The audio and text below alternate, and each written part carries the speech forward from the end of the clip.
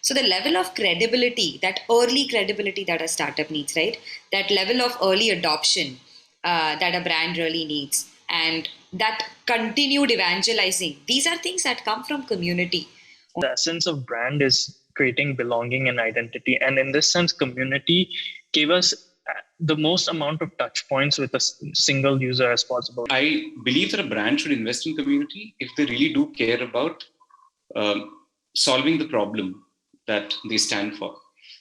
And in that sense, community becomes another channel and probably the most powerful channel. So I welcome you all for our panel discussion. Just to give you a very, very quick background, I am the founder and CEO of LikeMinds. As you all know, the topic for today's panel discussion is justifying ROI for a brand community. It's a very, very important topic where we, as community builders, always find it hard to really show what is the value of the community from a business perspective. And if we are a founder, it's almost always we have to be like a strong believer of communities to go ahead. If we are a community professional, then we have to sort of, rely on certain case studies or certain, benchmarks, to get that investment approved from the management team. So, we are trying to answer these questions today where, how exactly as a community builder can we justify ROI for our brand community that we are building. And in that endeavor, I am accompanied by three very, very amazing community builders. So I'll start my introduction. So first of all, I want to have Arun on stage. Arun Narayanan, he is head of community at MoveEngage. He is someone who has done, growth, marketing, customer success. He had his own venture where, he grew the venture to about 100 employees, made it profitable and exited.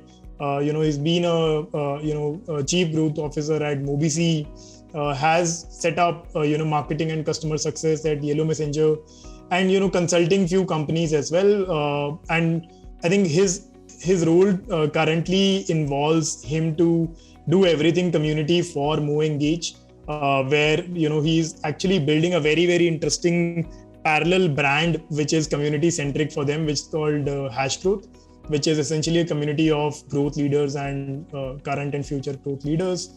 So welcome, Arun. I really am looking forward to learn from you today. Thanks for the intro, Nipun, and thanks for having me. Glad to share, glad to contribute whatever information I can. I think a lot of community building is still it's work in progress. So I still think we're all looking for those playbooks and all of that. So, but yeah, glad to share whatever has worked for us and whatever we think will work for us and so on. Awesome. Thanks. So I'll also now invite my second guest. She's Aditi Chopra.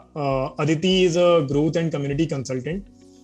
She was earlier with a very, very interesting Gen Z brand called FamPay, where she built the early adopters community via various programs like brand ambassadors, referrals, saving streak, fam jam. Would probably need a separate session with her to go in that details of how it worked.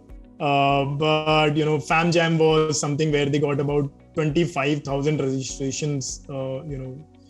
She used to run their Discord community, and after 2 years of working in that company, she found the strength in this whole domain. And she's very, very keen to talk about circular economy, and she likes hiking and playing a game or two of football. But she's recently started her own community consultancy company as well, called Community and Company. She's someone who I think has the perspective of growth as well as community building, and I really feel that she'll bring in a very, very interesting perspective where she's built a community from inside an organization and now helping communities being built for other brands as well. So hey Aditi, good to have you. Thank you so much, Nipun, to have me here, and so excited to be talking to all of you. More than anything, I'm here to learn. And for the lack of innovation in the name that we put to my company, I believe community is a space where there's just so much innovation, so many new experiments that can happen. So, especially for all of you young folks and starters out here, it's a great space to be in. Someone once told me that what product was 7 years ago, what growth was 3 years ago, is where community is right now. So there's only going up and beyond from here. So yeah, very excited to be working in this space and working with all of you. So true. Thanks, Aditi. So I'll now invite my final guest for today, and he's someone who I've interacted a lot in last couple of months. I was really sort of phenomenally surprised by the kind of community that he had built. And it just happened purely via the passion for solving problem for their customers. So I want to introduce Rohit Ganpati. Rohit is a product manager for Man Matters, where he's not only looking at growth, but he's actually looking at community as well. So it's a very, very closely knit role that he's playing. He's looking at product, he's looking at growth, he's looking at community. And from what I hear, community is the left, right, center of everything that he does. And one of his main responsibility, like I said, is building a community for men, creating a safe space for men to talk about uniquely male issues, which a lot of male are not very comfortable to share on open platforms. He's one of the earliest employees at Mosaic Wellness, which runs Man Matters, and has been through the 0 to 1 journey of this venture. And previously he was not someone from the community industry, but he was an investor at Kalari Capital. But he has really beautifully adopted the role at Man Matters. So yeah, hey Rohit, welcome. Hey Nipun, thanks for the nice intro. Thanks for all of you guys to come hear us speak. Hopefully, we all learn from each other. Like Nipun said before I met Nipun, like at Man Matters, we didn't really know that community was a thing. Other people are also building a well-defined. There was a well-defined thought process behind it. We were kind of doing it because that was the need of our customers, and Nipun has helped me a lot to think about it in a much more structural fashion of what works, what doesn't work. So I'm excited to be here, excited to learn from all of you guys, and this will be fun. So, my first question is around, we are all building in a way brand communities, and I want to ask, Rohit, why do you think there is a need for brands to build a community? Yeah, so in the truest of sense, the best essence of what a brand is creating belonging and identity, right? For the longest time, we kind of struggled with, and just to give context to everyone, right? The company I work for is called Mosaic Wellness. We have 2 brands. We just launched a new brand, so 3 brands. Man Matters and Bodywise being the ones I've been running so far. Man Matters solves men's health. Bodywise solves women's health. Both we actually have community in both spaces, but for today I'll just talk about Man Matters. What we kind of struggled with is that everything about our brand was that we want men to talk about problems, right? Their own problems, their issues. Men tend to not speak. And of course, while we build this as a business, the thought process came from a very genuine place where like, this is a humongous problem. Like men are not talking about their issues. They're not like, they're trying to hide things under the carpet. They don't take care of their own wellness, but they're struggling with it, right? Even just as best friends, 2 guys in India typically will talk about sports, will talk about stuff, but no one will talk about some of these health issues that they struggle with. So one way we solved this was products, but and of course we do a lot of brand marketing in a lot of ways, about talking to this. But again, coming back to what I said, the essence of brand is creating belonging and identity. And in this sense, community gave us the most amount of touch points with a single user as possible, which kind of means like every time he has something he wants to talk about, he has a place to, and we can respond as Man Matters, as well as create a community of people from Man Matters that doesn't necessarily have to be anything to do with employees of Man Matters, but just this tribe, right? I think the buzzword people like to use today is tribe. Create a tribe of people with the same goal to help each other grow and progress. And I think a lot of community building and successful community is about celebrating progress with each other. And that's how we see community at both Man Matters and Bodywise. Got it. Very, very interesting. Arun, what's your take on this? How is community building empowering brands? Sure. So I think there are two ways to look at it, right? So why should brands invest in community? To me, the answer to that question is relatively simpler.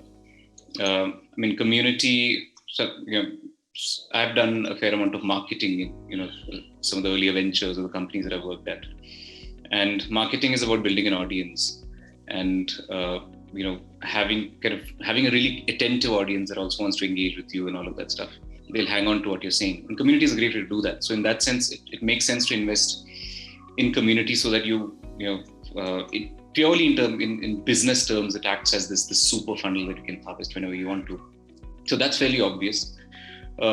Even belonging, which is, I would say, still not very well understood, but if you can, and everyone has their own way of kind of cracking belonging. But if you do that, I think brands benefit from, say, for a company like us, our net revenue retention is a very important metric. It helps with that.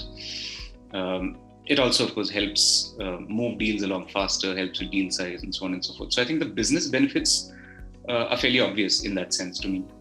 But I believe that a brand should invest in community if they really do care about solving the problem that they stand for. And in that sense, community becomes another channel, and probably the most powerful channel to empower users, to educate them, to get them to sort of elevate their art. And our community is called hashtag growth, right? The hash stands for digital. The hashtag is one of those motives of the digital movement, if you will. And growth is growth, of course. But we strongly feel that growth is about retention and engagement and serving the customer through the channels that they care about, at the times that they care about, in the way that they care about, personalizing engagement at scale and so on. And this is what our product does. And the people who use the product, over the years, the company is, I think everyone who has ever worked at MoEngage has built a lot of empathy for the people who use the product. And we know that they are thinking of growth in the right terms, where they don't look at, 10 years ago, 5 years ago, growth was, I would say, shorthand for acquisition. Now people know that growth is about growing LTV. So we truly believe that growth in this digital age is about retention and engagement.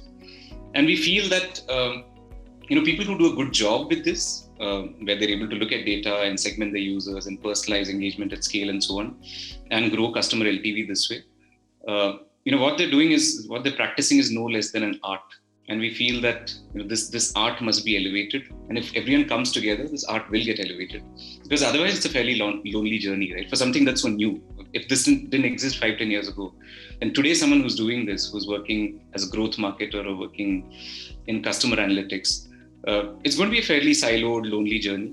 But if you put them all together, people can swap stories, tell each other about what's working, what's not. And that elevates the art. And we are marketers building marketing software for marketers. So there's just a lot of empathy for the audience that we serve. And we feel that community is a great way to serve them, for everyone to come together and get better at what they do, to learn quickly and sort of avoid the mistakes that people before them have done, stand on the shoulders of people who came before them. So we strongly believe that people need to come together and elevate the art so that people are looking at growth the right way. And that's why hash growth, and that's why this community.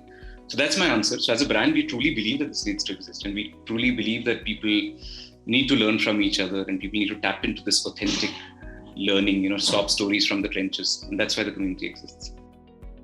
Got it. I completely agree with what you said. I think that's one of the biggest reasons why we started Communityhood, because it's so early that, I'm not the expert at community building. I'm still very early in my learnings. So I need people like you to come together and share the learnings with everyone. So true. Aditi, what's your take? Why do you think is community more than a buzzword?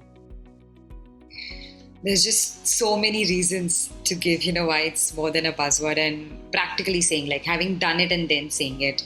But why it's important for brands is because the relation between, we're not following the buyer-seller relationship anymore. That, I have something which I could sell, and you have something that, you want something, so you buy it from us. What's the story around that product is also becoming important, right? Who's evangelizing is it also becoming important? Are my friends also using it is also becoming very important in a normal user's purchase decisions, or that decision making activity. And this is only something that community can bring about, right? My friend saw an ad and then brought something will not really motivate me that okay, if I like the thing, probably, but just for the fact that he saw an ad and bought something, it's not really that relevant for me, right? But I am on a community and I see a testimonial from a friend, right? Someone who I relate to, someone who I share that context with, which basically is the definition of a community, right? People sharing similar contexts, experiences, problems, all of that. And then I see that and I see, okay, this thing's working for him or her or they. So why shouldn't I try it, right? So the level of credibility, that early credibility that a startup needs, right? That level of early adoption that a brand really needs, and that continued evangelizing. These are things that come from community only, right? So I'm very obsessed about this whole value creation and value capturing. Well, I think as a community, you go out into a space and, as a brand community, you create that value that, okay, we exist now.